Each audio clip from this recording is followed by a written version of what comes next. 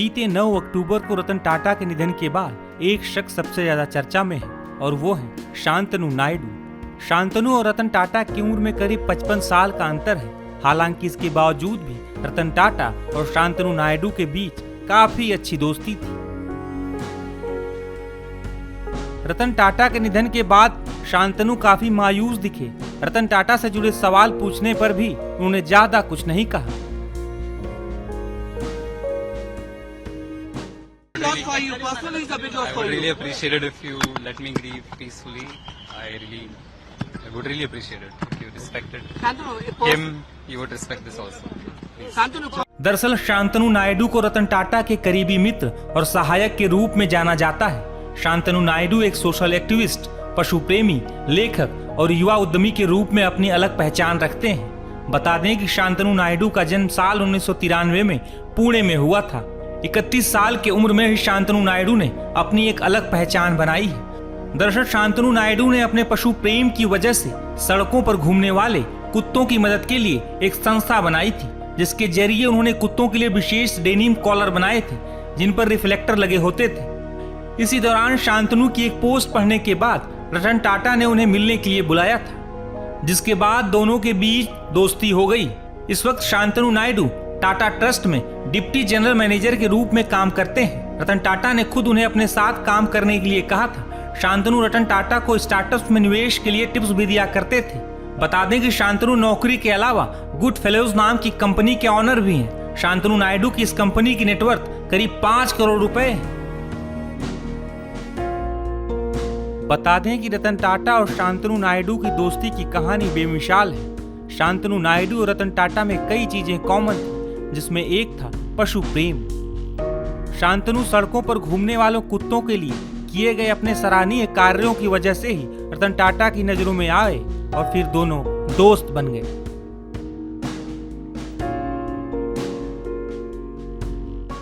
मेरा सबसे पहली मेरी कंपनी जहाँ पे मैंने काम किया था दैट वाज टाटा। TCS में काम किया है मैंने एंड मैंने TCS में टाटा ग्रुप के बारे में बहुत कुछ जाना था, समझा था और अपने जो भी मेरा प्रोफेशन था उसके थ्रू मैंने खुद को इस तरह से चेंज किया, अपनी पर्सनैलिटी बनाने की कोशिश की।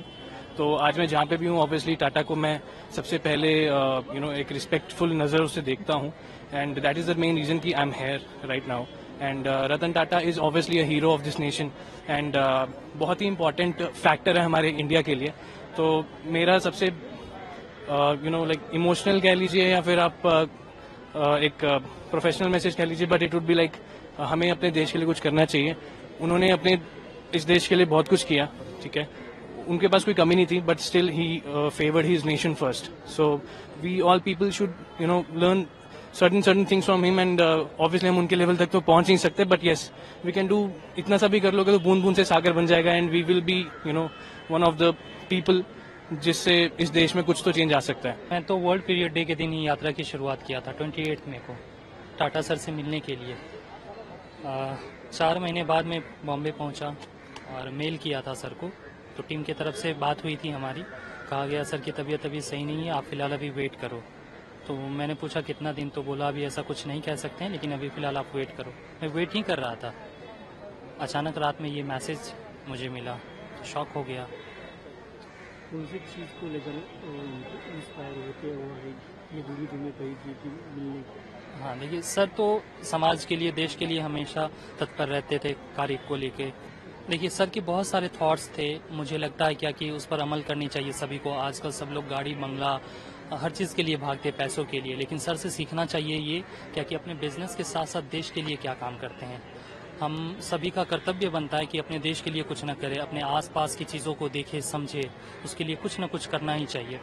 तो बस यही चीज़ें हैं क्या कि सर का जो मोटिवेशन है तो मैं उसको हमेशा अपने लाइफ में अमल करूँगा और आगे भी जैसे मैं 5000 की हेल्प करता था और मेरे से जितना होगा आगे मैं और आगे करूँगा। आगे भी मैं बात करके देखूँगा कि, लेकिन मेन मोटिवेशन था, एक ख्वाहिश थी कि सर से एक बार लाइफ में मिलूँ, अपने मैसेज के बारे में बताऊँ। सर के जो मैनेजर थे शांतनु जी, उन्होंने भी एक डॉग को लेकर सर को लेटर लिखा था और फिर उसके बाद सर से जुड़े और काफ़ी लंबे समय तक सर के फेवरेट भी बन गए। तो मेरा ये संदेश था कि सर तक अगर मैं अपनी बातों को पहुंचा सकूं तो सर इस विषय को लेकर ज़रूर कुछ न कुछ करेंगे। तो वो तो हो नहीं पाया, लेकिन मैं इस चीज़ को आगे ज़रूर बढ़ाऊंगा। रतन टाटा अपनी सादगी और अपने व्यवहार की वजह से भी लोगों के बीच काफी लोकप्रिय थे। लोग उनके निधन को देश के लिए एक बड़ी क्षति बता रहे हैं। क्या कहना चाहेंगे, इनका जाना, इनका देहांत होना कितनी बड़ी उन क्षति? गरीब लोगों के लिए बहुत बड़ी क्षति है। उद्योगपतियों के लिए तो है ही है, मगर उन गरीब लोगों के लिए बहुत क्षति है जो कमजोर तबके थे, उनकी बहुत मदद करते थे। हमारे घर कानपुर उन्नाव जिले गए थे तो वहाँ जहाज उतारे थे, उन्होंने कहा था यहाँ हम पार्क बनवा देंगे। कौन से साल की बात है? ये हो गया 7 साल पहले की बात है। तब अखिलेश यादव मुख्यमंत्री थे, वहाँ उनके साथ गए थे, मुख्यमंत्री भी थे। तो उन्होंने कहा था यहाँ पार्क बहुत बड़ा बनाएंगे, 48 करोड़ रुपया आपको देंगे हम लोग। मगर विडम्बना ऐसी है कि फिर मुलाकातें नहीं हो पाई। जब आज रात 12 बजे सुने तब हवाई जहाज पकड़ के कानपुर से यहाँ पर अभी आए 2 बजे हम दिन में। हाँ, तो आपको लगता है कि इनका जाना एक ऐसी क्षति है इनका जिसका जाना उद्योग जगत को क्षति है, उन गरीब लोगों को महान क्षति है जो आम आदमी थे, जिनकी वो मदद करते थे। और भी लोगों से बात करते हैं। सर, आपका शुभ नाम? किरीट सुरती। आप यही मुंबई के हैं? हाँ, या मैं मुंबई का हूँ। ओके, क्या कहना चाहेंगे सर, ये कितना बड़ा लॉस आप देख रहे हैं? क्योंकि ये न सिर्फ एक इंडस्ट्रियलिस्ट के लिए एक बड़ी आइकॉन थे, यूथ आइकॉन के तौर पे भी जाने जाते। देखिए, मैं उनको नहीं जानता हूँ ना, वो मुझे जानते थे, लेकिन मैं ये जानता हूँ कि उन्होंने देश के लिए बहुत कुछ किया, इसलिए मैं समय निकल के यहाँ पर आया सिर्फ श्रद्धांजलि देने के लिए, बस। तो आप काम से समय निकाल कर आप आए हैं?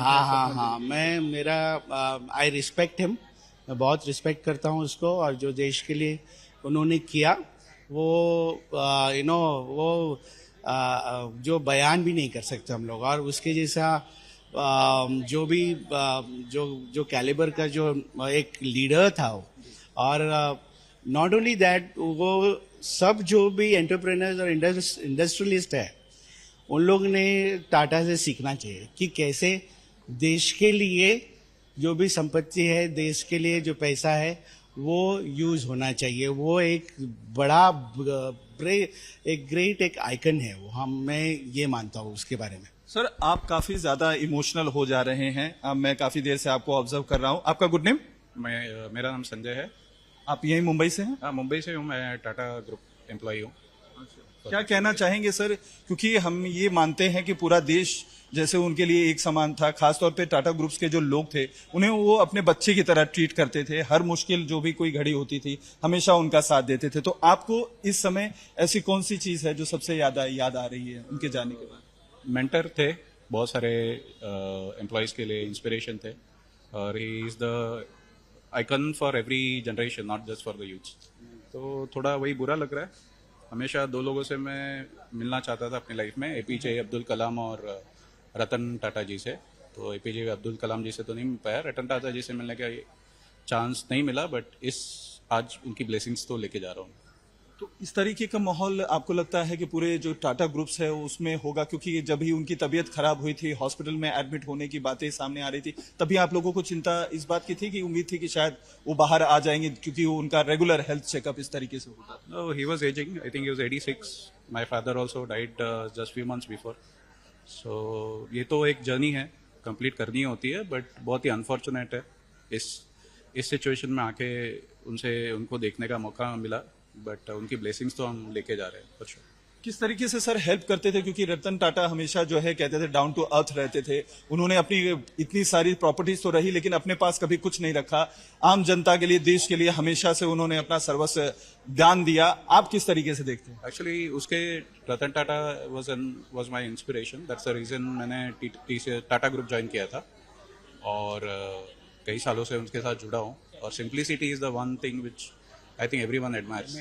सबसे ज़्यादा सिंपली, इतना पैसा होके भी आई थिंक आज अगर मार्केट कैप देखेंगे तो टाटा ग्रुप कंपनीज का 33 लाख करोड़ है, which is I think one of the highest in the world. But इतनी सिंप्लिसिटी थी, वो हम मिस करेंगे for sure.